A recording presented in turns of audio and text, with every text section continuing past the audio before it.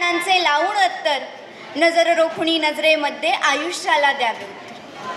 अगदी या उक्तीला साजेसं आणि स्वातंत्र्यापेक्षा काही उणे नको या ध्यासापोटी झपाटलेले धडाडीचे क्रांतिकारक म्हणजे स्वातंत्र्यवीर विनायक दामोदर सावरकर. नमस्कार, मी यशस्वी योजना हनुमंत तलवार. विषय मांडते स्वातंत्र्यवीर विनायक दामोदर सावरकर. हे नाव जरी म्हणून उच्चारलं तर समोर दिसतो तो धडाडून पेटलेला यज्ञकुंड. पेटलेला यज्ञकुंडही तोच आणि त्यात स्वतः जाणीवपूर्वक कर्पण केलेला समिधा म्हणजेही त्यांचंच आयुष्य. मुळात सावरकरांविषयी बोलताना त्यांचं आयुष्य म्हणजे नियतीने त्यांच्यासाठी एक वेगळीच मूस तयार केली होती की काय हा प्रश्न मला पडतो. कारण बघा ना, चढ उतारांच्या अनेकविध घटना, विद्यापत्तींची अनेक भरमाट ही सामान्य जणांच्या आयुष्यात कधीच नसते जी सावरकरांच्या होती. आणि म्हणूनच काय तर ते असामान्य ठरले असावेत. असो, एकीकडे प्रचंड मान सन्मान, नावलौकिक, प्रतिष्ठा, प्रसिद्धी त्यांच्या वाट्याला आली, तर दुसरीकडे कमालीचा मनस्ताप, अवहेलना, पराजय आणि संथीचा एकांत वासही त्यांनी अनुभवला. परंतु नियतीने महानायकाची भूमिका जी त्यांना दिली होती, राष्ट्रमुक्त संघटना स्थापन करून भारत मातेच्या मुक्ती कार्याला प्रारंभ करायचं त्यांनी ठरवलं. राष्ट्रभक्त समूह स्थापन झाले, त्याचं मित्रमेळाव्यात रूपांतर करण्यात आलं आणि राष्ट्रमुक्तीसाठी देशभक्ताकडे जी बौद्धिक गुंची असावी लागते तसंच त्याच्या मन आणि मनगटात सामर्थ्य असावं लागतं जे सावरकरांच्या ठायी होते. 1901ला सावरकर फर्ग्युसन कॉलेजला गेले. मित्रमेळाव्याचं अभिनव संघटनेत रूपांतर करण्यात आलं आणि तेव्हाच क्रुद्रभू पोटात घालू द्या विशाल थैमान, कुरतडू द्या आतडी, करू द्या रक्ताचं बाण, संवारककारी तुझं देती बळीचं आव्हान, बलशाही मरणाहो नाही आपुला अभिमान, असं म्हणत लाखो भारतीयांच्या मनात त्यांनी राष्ट्रप्रेम जागृत केलं. 1905 साली जेव्हा विनायक दामोदर सावरकर नावाचा मुलगा उठतो आणि गाय हा फक्त उपयुक्त पशु आहे.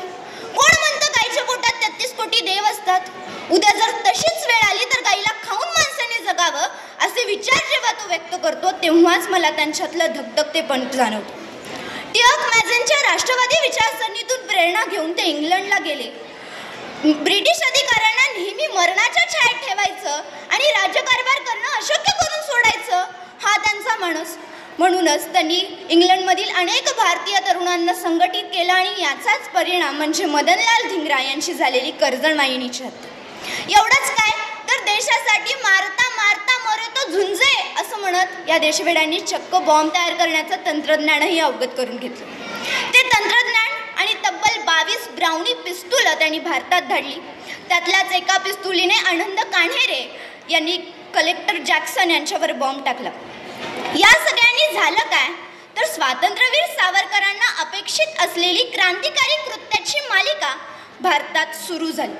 आणि या सगळ्यांमुळे स्वातंत्र्यवीर सावरकरांना एकमेव असं योद्धा व्हावं लागलं ज्यांना 2-2 जन्मठेपेच्या शिक्षा भोगाव्या लागल्या. परंतु तेव्हाही अनाधीन मी अनंत मी अव्यक्त मी भला, मारील मजला कवन दीपू असा जन्मला ही महाकाव्ये त्यांनी त्या काळात रचली. अंदमान व निकोबारातील सेल्युलर जेलमध्ये असताना आपल्या कष्टाचे अनुभव सांगणारे माझी जन्मठेप नावाचे आत्मचरित्र त्यांनी लिहिले.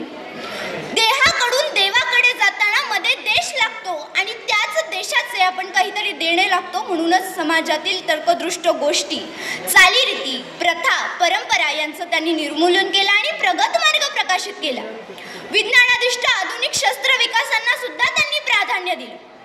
स्वातंत्र्यवीर सावरकरांचा वारसा हा जरी वादाचा आणि विवेचनाचा विषय असला तरी स्वातंत्र्य सैनिक, लेखक, समाजसुधारक म्हणून स्वातंत्र्य लढ्यात त्यांची भूमिका ही महत्त्वाची आहे. शेवटी एवढंच म्हणेन की हिंदुत्व हा केवळ शब्द नाही तर तो आपला जाज्वल्य इतिहास आहे.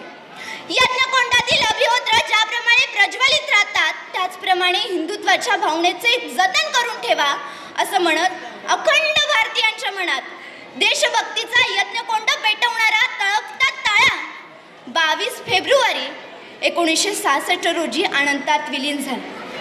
प्रकाशाचे वेड लावणारा हा वीर त्याच्या नक्षत्र रूपाने साऱ्या जगालाच प्रकाश देत राहील अगदी जगाच्या अंतापर्यंत.